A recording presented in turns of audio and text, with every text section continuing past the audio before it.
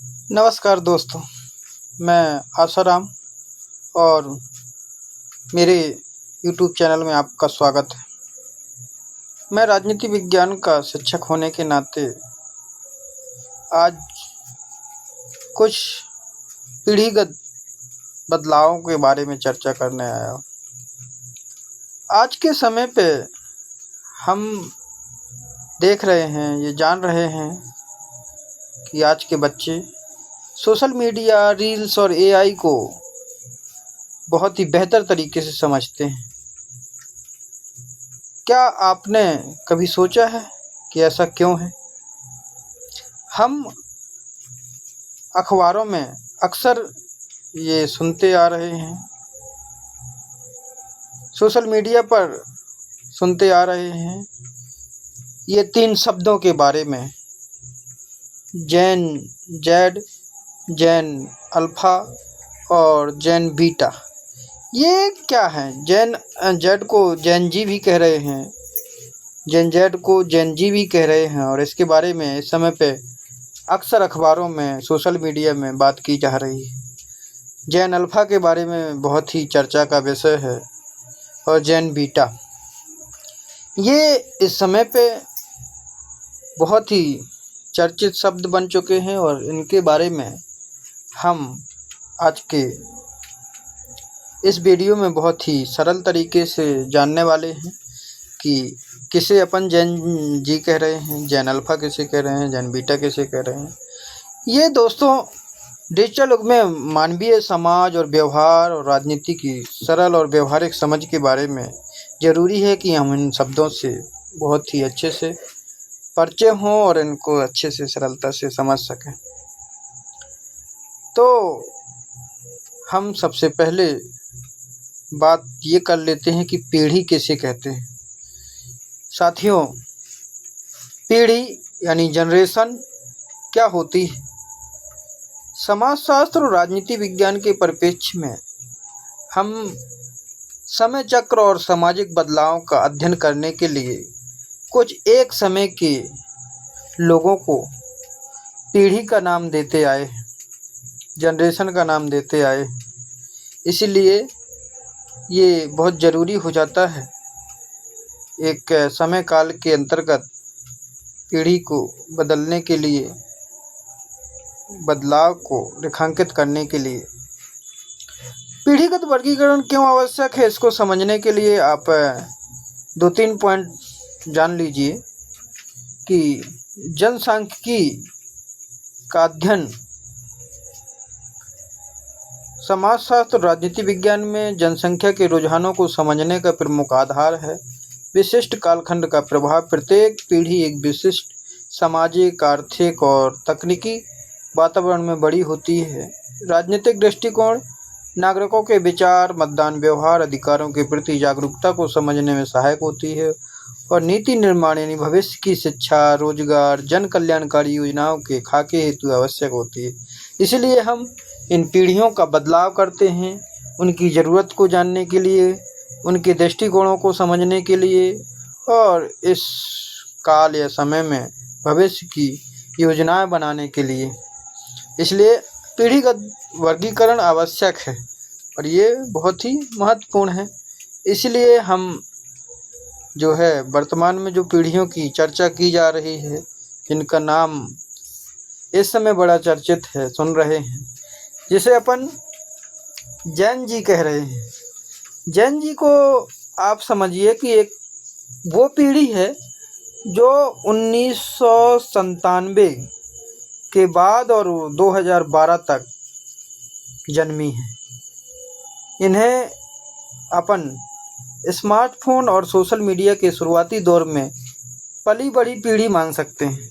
वैश्वीकरण, सामाजिक न्याय और स्वतंत्रता को ये पीढ़ी प्राथमिकता देती है। इसे अपन जेन जी कह रहे हैं। जेन जी पीढ़ी की और भी क्या खासियत है? ये पीढ़ी ऐसी है जिसने बचपन से ही हाथ में स्मार्टफोन और इंटरनेट देखा है। इन्होंने इन्हें अपन एक और शब्द देते हैं, डिजिटल नेटिव्स कहते हैं। इन्हें जो है 2G, 3G से लेकर 5G तक का सफ़र तय किया है। ये वो युवा हैं जो आपके कॉलेजों में पढ़ रहे हैं, जिन्होंने अभी अभी नौकरियां शुरू की हैं, या जो इस समय नए मतदाता बने हैं। ये पीढ़ी वो पीढ़ी कहलाती है। ये पीढ़ी बहुत जागरूक पीढ़ी है साथियों, और ये सिर्फ किताबों की बातों पर भरोसा नहीं करती है। ये खुद गूगल और सोशल मीडिया पर रिसर्च करती है, और ये पीढ़ी पर्यावरण, मानसिक स्वास्थ्य और समानता जैसे मुद्दों पर खुलकर बोलते हैं। देश की राजनीति में इस समय इसका वोट बहुत बड़ा बदलाव ला रहा है। इसके बाद अपन यदि बात करें जेन अल्फा की, जेन अल्फा दूसरी पीढ़ी है, जिससे अपन जेड के बाद अंग्रेजी अक्षर खत्म हो गए तो जेन अल्फा ये हमारा जो है रोमन ग्रीक भाषा का शब्द का ये पहला अक्षर है जेन अल्फा। इसको लिया है और इससे अपन इस जनरेशन को पहचान रहे हैं। इस जनरेशन का जो समय काल है वो यहाँ 13 से है, 10 दिख रहा है आपको, 2013 से ये 12 तक हो गई जेन जी, और इसके बाद 2013 से 2014 के बीच की जो जनरेशन है, और इस जनरेशन को अपन जेन अल्फा कहते हैं। आज इसकी जो पहचान है वो है AI और ऑनलाइन शिक्षा के साथ जन्म लेने वाली पहली पीढ़ी है। ये पीढ़ी स्क्रीन जनरेशन भी कहते हैं इस पीढ़ी को, और कोविड जनरेशन भी कह सकते हैं। इसका जन्म पूरी तरह से डिजिटल दुनिया में हुआ है साथियों। इस पीढ़ी की क्या खासियत है जेन अल्फा की? जेन अल्फा के बच्चों ने होश संभालते ही यूट्यूब, ऑनलाइन क्लासेस और वॉइस कमांड जैसे अलेक्सा और हे गूगल ये देखे हुए हैं। ये इन्हें टाइप करने की भी ज़रूरत नहीं है। ये पीढ़ी है जो अल्फा, ये बोल करके अपनी बात ढूंढ लेते हैं, अपना आंसर ढूंढ लेते हैं। ये कोरोना महामारी के दौरान इनका स्कूल है जो वो घर के कंप्यूटर पर ही चला है, इसलिए ये बहुत ही ज़्यादा तकनीक पर निर्भर पीढ़ी है। इसके भविष्य के बारे में यदि अपन बात करें तो यह एक बच्चों को सीखने की क्षमता है जो अल्फा वाले पीढ़ी की, ये बहुत तेज है। लेकिन इनका एक अपन पॉइंट ये देखते हैं कि ये अटेंशन स्पेन है, यानी एक जगह ध्यान लगाने का जो समय है वो थोड़ा कम हुआ है, क्योंकि इन्होंने हर चीज़ तुरंत चाहिए। राजनीति विज्ञान के नज़रिए से यदि हम देखें तो ये बड़े होंगे जब तो देश में गवर्नेंस पूरी तरह से डिजिटल होगा और पेपरलेस हो चुका होगा।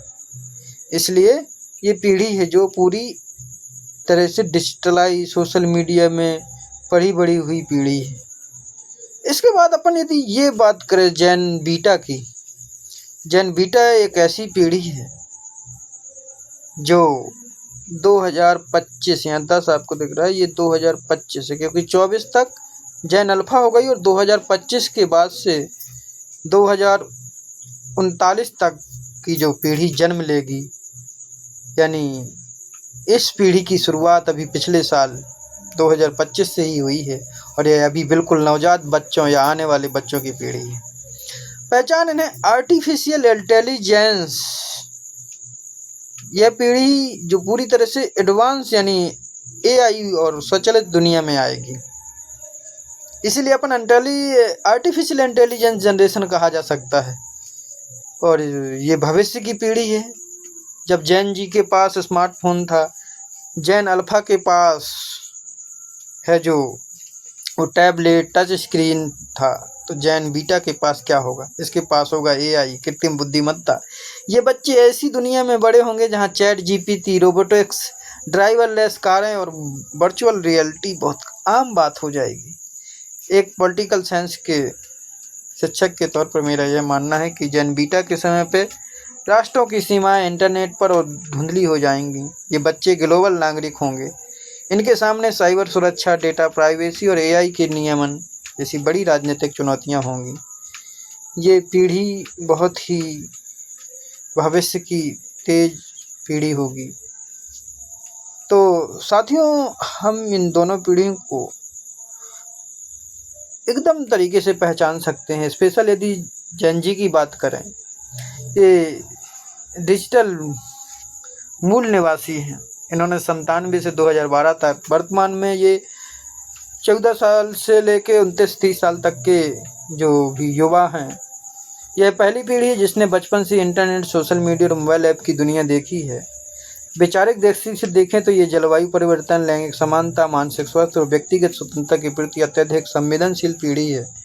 इस पीढ़ी को अपन जेन जी कहते हैं और जेन जी पीढ़ी के कई सारे इस समय पे जो हैं आंदोलन और कई सारे कार्य आप देख रहे होंगे। इसीलिए हम इस जेन जी पीढ़ी की विशेषताएं बता रहे हैं आपको। ये इसको जेन जी पीढ़ी की मुख्य विशेषता है कि ये डिजिटल निपुणता है, यानी सूचनाओं तक तुरंत पहुंच है, सोशल मीडिया एक्टिविज्म है और ये डिजिटल माध्यमों से राय बनाने में सबसे आगे हैं। इंटरनेट का उपयोग करना जानते हैं ये, और ये अपनी आवाज़ को भेजना जानते हैं, ये पहुंचाना जानते हैं बहुत सारे लोगों तक। एक और इनकी विशेषता है कि वैश्विक सोच। इंटरनेट के जरिए दुनिया भर के राजनीतिक और सामाजिक मुद्दों से सीधी जुड़ाव महसूस करती है ये पीढ़ी, और साथ ही साथ उद्यमशीलता, पारंपरिक नौकरियों की जगह ऐसा सर्वे में आ रहा है कि स्टार्टअप और फील्ड यानी नए कैरियर विकल्पों की ओर रुझान, फ्रीलांसिंग जैसे करना ज़्यादा ये आगे आते हैं। इन्हें पारंपरिक काम है जो वो पसंद नहीं आ रहे हैं, खुद का स्टार्टअप लगाना चाहते हैं, खुद का चीज़ें करना चाहते हैं। इस पीढ़ी की ये विशेषताएं हैं। जेन अल्फ़ा को यदि स्पेशल रेखांकित करें तो जेन अल्फ़ा है जो ये एआई युग की पीढ़ी है, और ये जैसा कि अपन जान रहे हैं 2013 से 2014 तक यानी 21वीं सदी में पूरी तरह से ये पैदा होने वाली पीढ़ी है। और अल्फ़ा नामकरण यूनानी जो वर्णमाला है उसका पहला अक्षर अल्फ़ा नए युग की शुरुआत का प्रतीक है। स्क्रीन व एआई से शुरुआत हुई है इसकी। इसने टैबलेट, वॉइस असिस्टेंट, एलेक्सा जैसी चीज़ों से आर्टिफिशियल इंटेलिजेंस के खिलौने के साथ पालन पोषण हुआ है। इनका स्मार्ट क्लास के द्वारा शिक्षा का जो पैटर्न रहा है वो ऑनलाइन लर्निंग और वर्चुअल इंटरैक्शन इनकी सामान्य जीवन शैली रही है। इसको अपन स्पेशल पहचान सकते हैं। टैबलेट पर सीखता हुआ जनरेशन का बच्चा यहाँ था, लेकिन वो दिख नहीं रहा है। इसके बाद अपन जो जेन अल्फ़ा का दायरा देखें तो यदि दुनिया की बात करें तो जेन अल्फ़ा के बहुत सारे लोग हैं जो अनुमानित अपन कहें तो 200 प्लस करोड़ यानी 2 मिलियन की अनुमानित आबादी, इसलिए मानव इतिहास की सबसे बड़ी पीढ़ी होगी ये। वर्ष 2025 तक दुनिया में जेन अल्फ़ा की संख्या 2 अरब से अधिक हो जाएगी और यह इतिहास की सबसे अधिक शिक्षित और तकनीकी रूप से सक्षम पीढ़ी बनने जा रही है। इसके अभिभावक मुख्य रूप से मिलेनियर्स यानी वाई जनरेशन, इसलिए इन्हें अक्सर मिनी मिलेनियर्स भी कहा जाता है। साथियों, जेन अल्फ़ा के भी अभी इस समय वर्तमान में आप कई सारे आंदोलन देख रहे होंगे, कई तरीके से इनकी आवाज़ को भी मुखर होते देख रहे होंगे। इसलिए इस पीढ़ी का भी काफ़ी सारी जानकारी अखबारों में इस समय चल रही, सोशल मीडिया में चल रही है, इसलिए हमने आपको इसके बारे में अच्छे से बता रहे हैं। जैसा कि जेन बीटा ये 2025 से 2039 तक की जो पीढ़ी है, अपन इसे भावी पीढ़ी कहते हैं। ये जन्म लेने वाले वे बच्चे हैं जो का हमने चयन है ये ग्रीक वर्णमाला के दूसरे अक्षर बीटा के आधार पर नामकरण किया है। इनके माता पिता मुख्य रूप से जेन जी और युवा मिलेनियर्स होंगे यानी जेन अल्फ़ा। तकनीकी तरीके से यदि देखें तो ये quantum computer, advance AI, metaverse और रोबोटिक्स इनके रोजमर्रा का हिस्सा होंगे। पर्यावरण एवं सततता यदि जलवायु संकट के बीच पलने के कारण सस्टेनेबिलिटी इनकी प्राथमिकता होगी। साथियों, ये भविष्य की पीढ़ी है, आने वाले समय पे ये पीढ़ी। अब अपन तीनों पीढ़ियों की तुलनात्मक अध्ययन देखें तो हम ये पाते हैं कि जो हमारी जेन जी पीढ़ी है 97 से 2012 तक की, ये मुख्य तकनीक यानी स्मार्टफोन और सोशल मीडिया से परिचित है और इनको उपयोग करते हुए पली बड़ी है। साथ ही यदि जेन अल्फ़ा को देखें तो इसने टैबलेट और एआई स्मार्ट स्कूल जैसे चीज़ों का उपयोग करते हुए आगे बढ़ रहे हैं और ये भविष्य में अपनी जनरेशन बीटा होगी, ये एडवांस एआई और रोबोटिक्स मेटावर्स जैसी चीज़ों का उपयोग करेंगे। शिक्षण विधियाँ यदि देखें तो इसमें पारंपरिक और डिजिटल सहारा, ये दो माध्यमों का प्रयोग हो रहा है।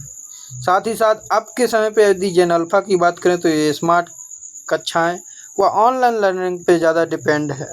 साथ ही साथ भविष्य में जो आपकी शिक्षा व्यवस्था होगी जेन बीटा पीढ़ी के लिए, ये एआई संचालित व्यक्तिगत शिक्षण प्रणाली होगी। सामाजिक फोकस करें तो जेन जी समानता व मानसिक स्वास्थ्य को लेकर मुखर है और जेन अल्फ़ा है जो डिजिटल नैतिकता व वैश्विकता से परिचित है और जेन बीटा जो होगी वो पर्यावरण संकट और स्वचालन ऑटोमेशन है जो इससे परिचित होगी। अभिभावकों की बात करें तो इनके जेन एक्स शुरुआती मिलीनियर्स हैं और यदि अपन जेन अल्फ़ा की बात करें तो इनकी जेन वाई यानी मिलीनियर्स है और जेन बीटा की बात करें तो इनके जेन जी अभिभावक होंगे। साथियों, ये था अपना तुलनात्मक अध्ययन। इसके बाद अपन कुछ निष्कर्ष निकालते हैं कि राजनीतिक सहभागिता, भावी पीढ़ियां पारंपरिक भाषणों के स्थान पर डिजिटल प्लेटफॉर्म और टेक एक्टिविज्म से प्रभावित होंगी। लोकतांत्रिक मूल्य यदि एआई और डेटा गोपनीयता जैसे मुद्दे भविष्य के लोकतंत्र के नए केंद्र बिंदु होंगे। शिक्षण पद्धति में बदलाव, एक शिक्षक के रूप में हमें डिजिटल तकनीकों के माध्यम से संवाद स्थापित करना होगा और समानता का अवसर, डिजिटल विभाजन को कम करके ही हम सभी पीढ़ियों को समान अवसर दिए जा सकते हैं, यानी डिजिटल डिवाइड को कम करके। साथियों, हमने तीनों को अच्छे से समझ लिया है कि जेन जी इंटरनेट को समझने वाली और बदलाव लाने वाली आज की युवा पीढ़ी है। जेन अल्फ़ा है जो स्मार्टफोन और टैबलेट पर पूरी तरह निर्भर आज की स्कूली पीढ़ी है जो अभी पढ़ रही है और जॉन बीटा है जो एआई और रोबोटिक्स के दौर में पैदा होने वाली हमारी भविष्य की पीढ़ी है। साथियों, बदलाव देखो प्रकृति का नियम है और इस बदलाव में अपन